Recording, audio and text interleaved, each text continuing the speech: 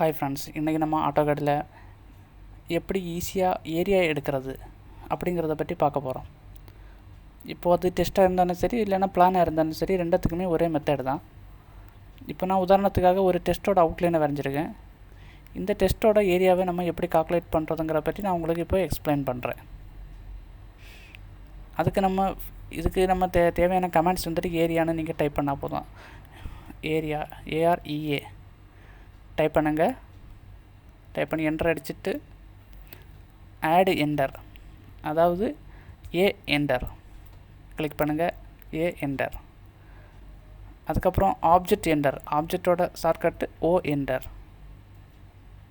Enter click பண்ணுங்கள். அதுக்கப்புறம் select பண்ணுங்கள், ஆப்ஜெக்டை செலக்ட் பண்ணுங்கள்.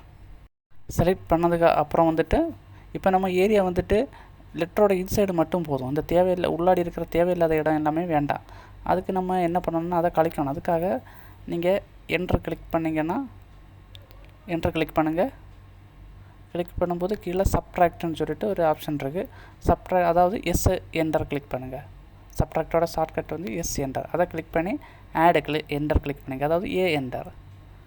அதுக்கப்புறம் O enter, object O enter click பண்ணிவிட்டு நமக்கு எது தேவையில்லையோ அதை நீங்கள் கிளிக் பண்ணுங்கள். அதோட ஏரியா நமக்கு வேண்டாம்.